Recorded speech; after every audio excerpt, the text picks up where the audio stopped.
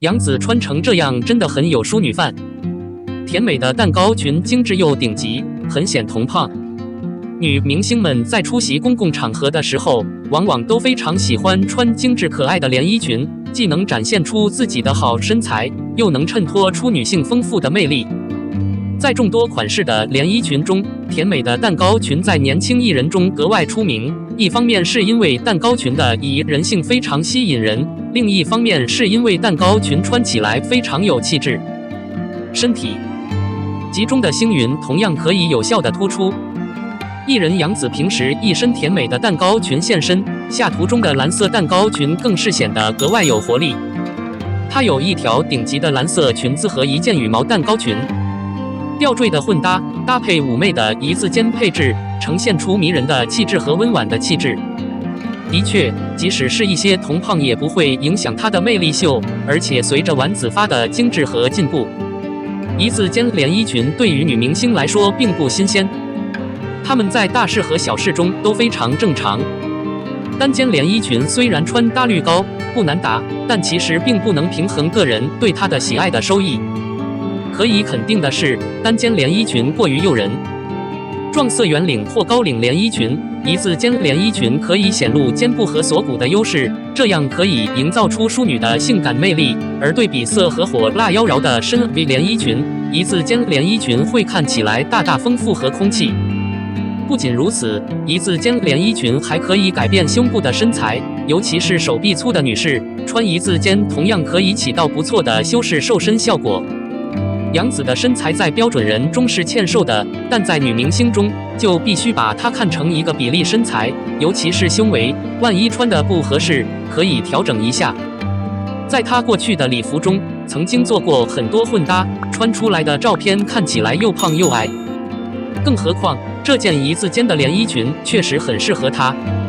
单肩的颈部区域显示了她流行的右肩，她的手臂的宽大是伪装的。裸露的公平色彩仍然极具挑衅性，迷人。假设你在脖子上加上一条敏感的锁骨链，它会更有吸引力。绝大多数分层蛋糕裙都是甜美迷人的，但它们可以与各种组件相结合，以破译另一种卓越。很像杨紫身上的这件蓝色蛋糕裙，穿起来的华丽不只是甜美妩媚，而是通过胸部的一字肩提升，再加上蓝色的粉底，做工精致又大气。它具有一流的感觉，看起来改变了，并且可以识别。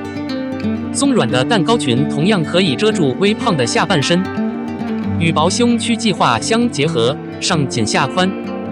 在显示水平和苗条的同时，它也可以在拉长下半身的身体范围上归零。瞅瞅杨紫的着装状态，直截了当地展现了3-7位的辉煌比例。穿着连衣裙时，充满活力和完美的髻，有时比精致的垂发更有吸引力，尤其是在穿着露肩连衣裙时，髻更诱人。杨紫经常带着丸子头搭配连衣裙出席各种场合，等效只适用于这条蛋糕裙的状态。甜美无瑕的丸子头附上头发，点缀着闪闪发光的发箍，有一张孩子肥的脸还可以，作为女神还是很有魅力的。轻巧精致的一字肩布裙，对于杨紫来说也是完全合理的。考察一下她的海洋侧颜，就是一字肩领口和多面布裙的平面图。留在海边，内敛的裙摆随着微风飘逸。对比一下一字肩连衣裙，主管觉得上面的连衣裙更显女性的成熟和尊贵，而这条连衣裙更显活力甜美，你怎么看？同样的，杨紫也尝试过不同的穿衣风格，吊带、无袖、深 V 等等。不过试想一下，单肩装更适合她。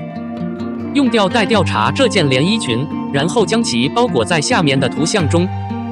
尽管它同样是一件可爱的单品，但是对比和上面的一字肩造型，我总体上感觉没有那么超凡脱俗，并且有一个故意的经验丰富且坚硬的凹陷形状的感觉。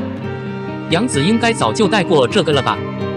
蓝色蛋糕裙甜美动人，顶级。不管是不是显孩子肥，也是撩人不已。以上几套穿衣风格，你喜欢哪一套？02肖战狡猾，反正穿一件厚毛衣都能系腰带，183.6的等级比例太出众了。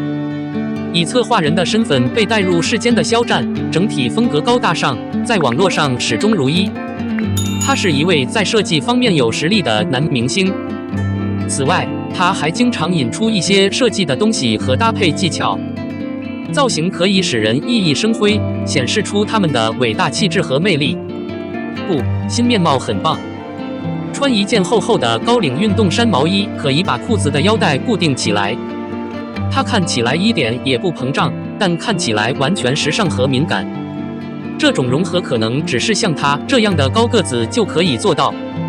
可以肯定的是，肖战的真实身高是183.6厘米，这在年轻人中算是有点高了，很多模特都是这样的。不仅如此，他不仅身材高挑，而且还特别时尚，有2条大长腿。幸运的是，有一个特色的衣架，你会很好的搜索你穿的任何东西。偶尔破译各种外观，可以使个人闪闪发光。在初冬和冬季，暖色调更加温暖宜人，视觉感更好。肖战穿着一件土色的翻领毛衣，给人一种近在咫尺的大孩子的感觉，迷人、明亮、温暖。下身搭配几条大地色灯芯绒裤，花色基本一致，打出撞色的风格，格外吸睛。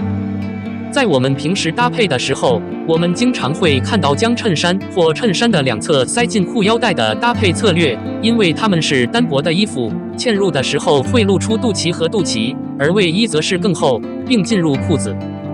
裤子的腰带可能会显得粗壮或膨胀，这会拉低性格，但看看肖战的体型，他似乎没有受到任何影响。事实上，上次的检查是因为身材比较好，身上没有赘肉，小腹一般比较苗条，所以在身材搭配上还是有些生硬紧缩。假设别人这样穿，几乎可以肯定这种影响不会是这种情况。因此，身材矮小、身材高挑的年轻人可以跟着肖战去试一试。调查肖战神色的总体影响，他的水平为183.6厘米，范围尤其出众。他脚上穿着平易近人的鞋子，一双大长腿同样格外吸引人。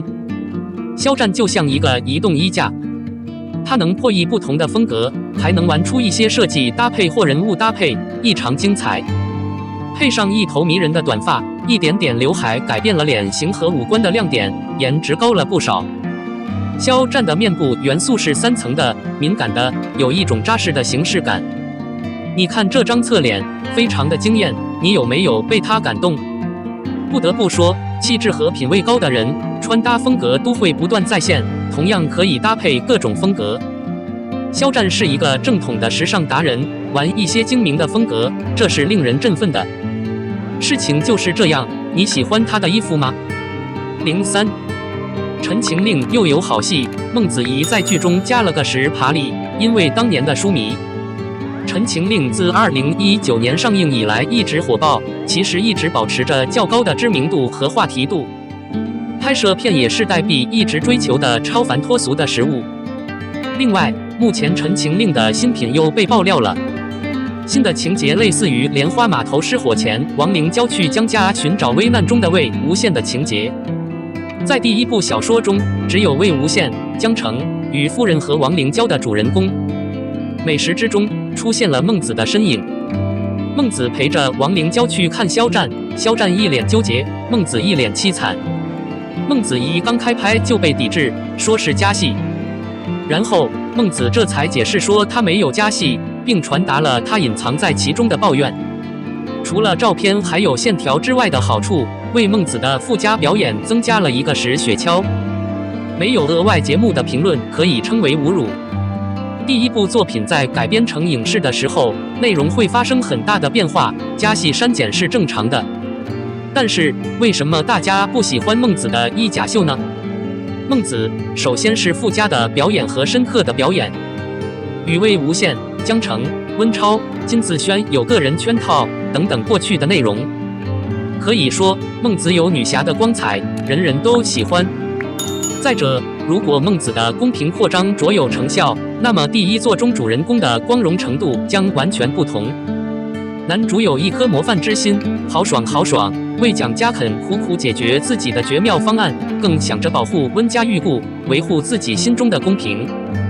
更何况，万一孟子仪的戏法奏效，肖战的仙仙将是蒙清眼中替温氏担起责任的人。或许后来和江澄的分手也是孟清的结果。最终，大家都背信弃义地离开了。为了孟庆，他们可以在乱葬坑里安顿下来。一个能正直的人已经变成了一个全写爱情时间表。水到湖泊中的好与坏，同样会转化为怨恨。另外，假设你在元素片中看到了孟子仪的个人场景，就暗示他没有。孟子加了这么多深奥的戏码，有一点八卦，也不是没有根据的。这是书迷黑名单的结果，所以大量的固定情节被删除了。这一次的好东西就是证明。此外，这个主要宣布了附加节目的好处，将会有更多已经拍摄或将被记录。如果不是书迷的黑名单，我担心那个巨恶上进、善良纯洁、坚守道德品质的帅小伙，有没有可能变成相当于小说中的男主角？犬血斩。这种情况谁也不用看，然而这样的收尾并没有出现，代币们也同样欣喜若狂，不少影迷纷纷喊出感谢当年的书友们。陈情令已经完成了相当长的时间，它实际上在重要的记录中排名第一，具有非凡的影响和普遍性。两位开车的艺人从小就成为标配，陈情令火了主页，也火了每一位配角。无论他们感兴趣多久，他们通常都会获得特定程度的开放性和名望。的确，就连被众人厌恶的卑微温潮也是被崇拜的。尽管角色令人震惊，但艺人的颜值和角色都很棒。他们在好吃的东西上非常迷人，并且吸引了很多粉丝。只是孟子是独一无二的。在第一部小说中，温情是一个非常可爱又让人心疼的小姐姐。她有影响力和坚实的性格，友好而诚实，无论如何都没有男人的位置。更重要的是，最终她是那个被压成残骸的人。尽管如此，目前这样一个可爱的工作已经被严重发挥了。各艺人都趁机乱跳大火，唯有孟子脸色殷红，加增抵消了厄运。相信很多信物都读过《陈情令》，却没有读过第一本书《邪道高手》。在这里，我可能想建议大家阅读第一本书《巫道高手》。综合考虑，这部电视剧是从第一部作品开始调整的，大部分物质已被抹去。